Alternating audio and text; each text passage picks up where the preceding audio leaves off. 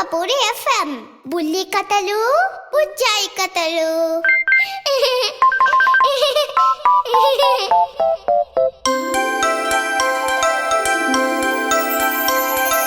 చిన్ని పిల్లలు చిన్నారి పిల్లలు ఆడి పాడి పచ్చని వేళ మంచి మాటలతో చక్కగా హలరించి బుల్లి కథ వింటారా ఈ వేళ.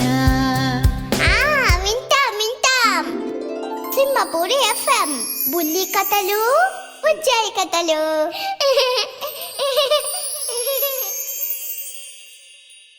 బుల్లి కథలు బుజ్జాయి కథలు శీర్షికన మిమ్మల్ని అలరించడానికి వచ్చేశాను మీ నందిని చైతన్య. మమ్మీ నేను అయ్యో నువ్వు కూడా చిన్ని తల్లి, మరి నీ పేరు చెప్పు. చింతలి ఏంజెల్. మరి కథ విందామా?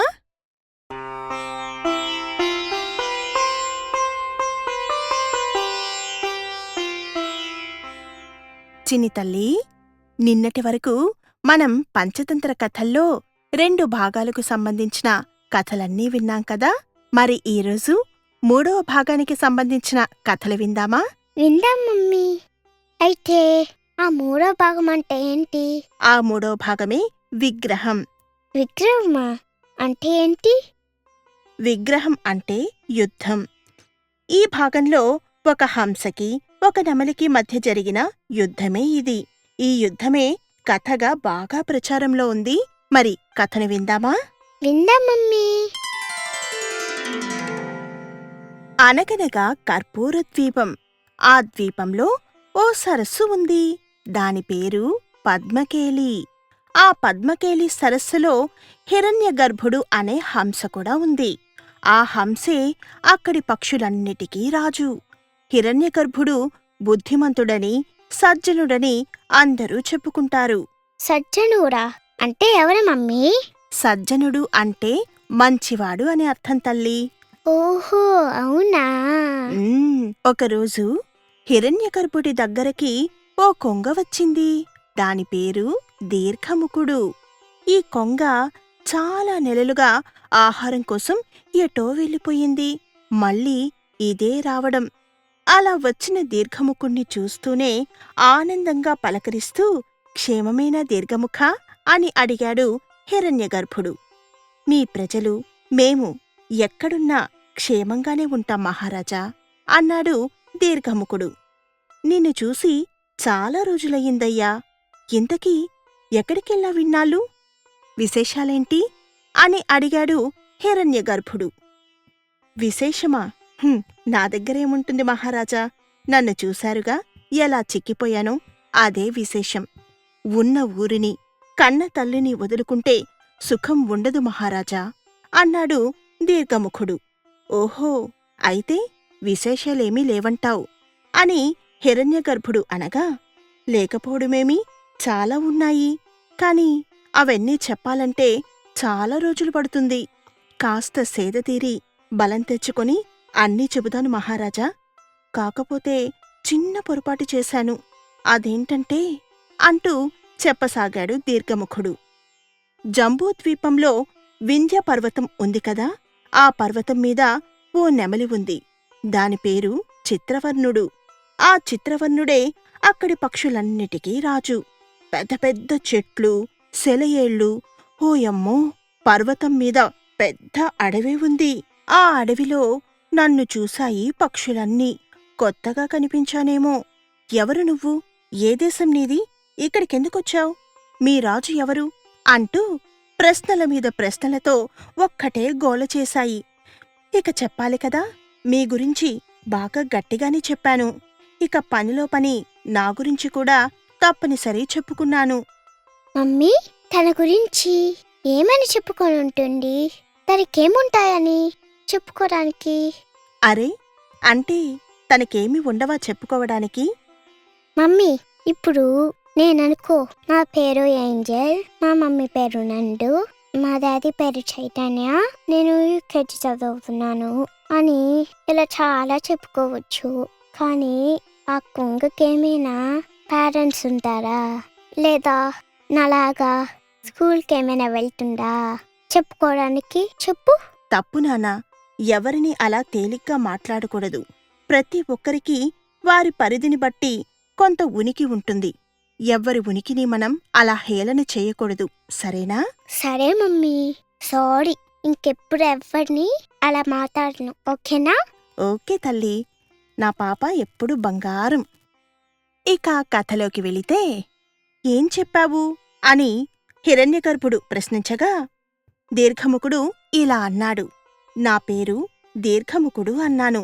పద్మకేలి నుండి వచ్చాను. మా రాజు హిరణ్యగర్భుడు అని, చాలా గొప్ప పుణ్యాత్ముడు అని పొగిడాను మహారాజా. దేశదేశాలు చూడాలని బయలుదేరాను. చూస్తూ ఇదిగో ఇలా ఇక్కడికొచ్చి వాలాను. మీరు మీ దేశం చాలా బాగుంది. ఈరోజు మీతో గడిపి రేపు వెళ్ళిపోతాను. మీకు అభ్యంతరమైతే చెప్పండి, ఇప్పుడే వెళ్ళిపోతాను అని అన్నాను. ఆ మాటలకు అతిథుల రాకపోకల మీద అభ్యంతరాలు ఎందుకుంటాయి? భలేవారే, ఉండండి అన్నాయి పక్షులు. ఆ పక్షులు దీర్ఘముఖుణ్ణి బాగా ఆదరించాయి. ప్రేమగా అడవిలోని వింతలు విశేషాలు చూపించాయి. అప్పుడే చిత్రవర్ణుణ్ణి కలిశాడు దీర్ఘముఖుడు. ఆ తర్వాత అక్కడి పక్షులన్నీ దీర్ఘముఖుణ్ణి ఇలా అడిగాయి. మీకు మీ రాజ్యం బాగుందా, మా రాజ్యం బాగుందా? మీ రాజు గొప్పవాడా, మా రాజు గొప్పవాడా? కాకా మాటలు చెప్పొద్దు, ఉన్నది ఉన్నట్టుగా చెప్పండి, నిజం చెప్పండి. అప్పుడిక చెప్పక తప్పలేదు కనుక దీర్ఘముఖుడు ఇలా చెప్పాడు. మీకు బొత్తిగా లోకజ్ఞానం లేనట్టుంది, అందుకే ఇలా ప్రశ్నిస్తున్నారు. బావిలో కప్పలు కూడా మీలాగే ఉంటాయి. అయినా మా రాజ్యానికి మీ రాజ్యానికి పోలిక అస్సలు కుదరదు. మా రాజ్యం ఏనుగైతే మీ రాజ్యం దోమ. ఏనుగుకి దోమకి ఎక్కడైనా పోలిక కుదురుతుందా? మీరే చెప్పండి. మా దేశం అద్భుతం, అందంగా ఉంటుంది. కాని మీది కీకారణ్యం, చూడ్డానికి చిరాకు పుడుతుంది. మా రాజు ఇంద్రుడు, ఇంద్రవైభవం మా రాజుది. ఏది తిన్నా రాజాలా తింటాడు. మీది కీకారణ్యం కదా. మీరు మీ రాజు కాయలు దుంపలు తింటూ బతకాలి. మీరసలు చెప్పుకోదగిన పక్షులే కాదు, కాకి మూకలు మీరు. మీకో రాజు, నెమలిని పట్టుకొని మీరు రాజులాగా వేలాడ్డం చచ, ఏం బాగాలేదు. అయినా తప్పు మీది కాదులే, మిమ్మల్నలా పుట్టించిన భగవంతుడిది అని దీర్ఘముఖుడు హిరణ్యగర్భుడితో చెప్పాడు. మమ్మీ, నాదొక అనుమానం. ఏంటి? నువ్వు ఇప్పుడే కదా అన్నావు ఎవరిని అలా హేళనగా మాట్లాడకూడదని, తప్పు అని. అవును, హేళన చేయడం తప్పు మాత్రమే కాదు నాన్నా, మన భవిష్యత్తుకి ప్రమాదం కూడా. అంటే ఇప్పుడు దీర్ఘముఖుడికి ఏదైనా ప్రమాదం జరుగుతుందా మమ్మీ? ఏమో నాన్నా, నాక్కూడా తెలియదు. మరి కథ వింటే మనకే అర్థమవుతుందిగా. అవును కదా మమ్మీ. సరే, నువ్వు కథ చెప్పు. అలా దీర్ఘముఖుడు అన్న అంత పెద్ద పెద్ద మాటలకు హిరణ్యకుడు ఉలిక్కిపడి, అంతంత మాటలంటుంటే వింటూ ఊరుకున్నాయా అవి అని అడిగాడు హిరణ్యగర్భుడు దీర్ఘముఖుణ్ణి. దానికి సమాధానంగా, హా, ఊరుకున్నాయి కాబట్టే రెచ్చిపోయాను. తర్వాత ఇంకా వినండి ఏమన్నానో అంటూ దీర్ఘముఖుడు ఇలా చెప్పాడు. ఎంతైనా సాటి జీవాలు కాబట్టి, సాటి పక్షులు కాబట్టి మీ క్షేమం కోరి మీకో మాట చెబుతున్నాను. జాగ్రత్తగా వినండి. నిజంగా మీరు బాగుపడాలి అనుకుంటే, ఇంతకంటే అద్భుతంగా బతకాలి అనుకుంటే స్వర్గంలాంటి మా దేశానికి పారిపోదాం రండి. రేపే పొద్దున నేను బయలుదేరుతాను కదా, అప్పుడు నాతో పాటు వచ్చేయండి. ఇంకో ఆలోచనే పెట్టుకోకండి. పదండి పోదాం అని అన్నాను. మరి అవి వస్తామన్నాయా అని హిరణ్యగర్భుడు ఆతురతతో అడగగా దీర్ఘముఖుడు ఇలా అన్నాడు. అలా అంటే కథే లేదు, వస్తామని అనలేదు.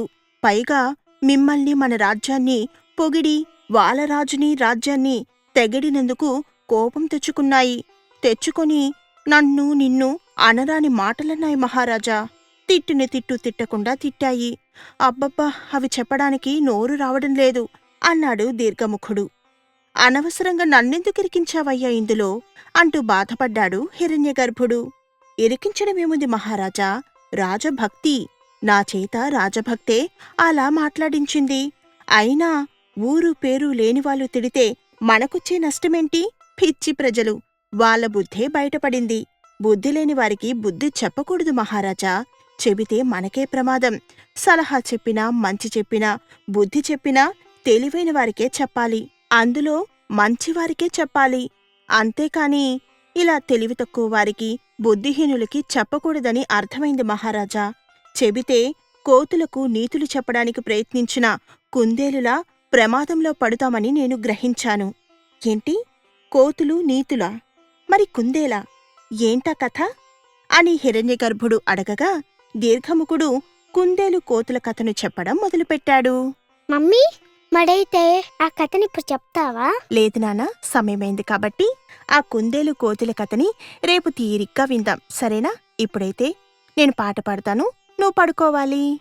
అలాగే మమ్మీ, గుడ్ నైట్. ఆకాశంలోని చందమామ బంగారు పాపై వచ్చినమ్మా, సాగరమాయి సంబరమే, స్వాగతమాయి సంతసమే, నాలోని ప్రేమ ప్రతిరూపమే, ఈ ఇంట తానే సిరిదీపమే. ఆకాశంలోని చందమామ బంగారు పాపై వచ్చినమ్మా, సాగరమాయి సంబరమే, స్వాగతమాయి సంతసమే, నాలోని ప్రేమ ప్రతిరూపమే, ఈ ఇంట తానే సిరిదీపమై. పాపలో అందమంతా బ్రహ్మకి అందనంతా ఎంతో వింత, అమ్మలో ప్రేమ అంతా నాన్నలో టీవీ అంతా వచ్చేనంట, తీయని నవ్వేమో దివి తారల వెలుగంట, కమ్మని పిలుపేమో ఈ అమ్మకు పులకింత, హరివిల్లే కాగా ఉయ్యాలలే, కోయిలలే పాడి రాజులలే, బొమ్మలుగా మారి ఆ చుక్కలే, దిష్టంతా తీసి నలుదిక్కులే. ఆకాశంలోని చందమామ బంగారు పాపై వచ్చినమ్మా, సాగరమాయి సంబరమే, స్వాగతమాయి సంతసమే, నాలోని ప్రేమ ప్రతిరూపమే, ఈ ఇంట తానే సిరిదీపమే. ఆకాశంలోని చందమామ బంగారు పాపై వచ్చినమ్మా, సాగరమాయి సంబరమే, స్వాగతమాయి సంతసమే, నాలోని ప్రేమ ప్రతిరూపమే, ఈ ఇంట తానే సిరిదీపమై. చక్కటి గీతంతో కూడిన కథను విన్న మా ఆకాశవాణి శ్రోతలకు శుభరాత్రి.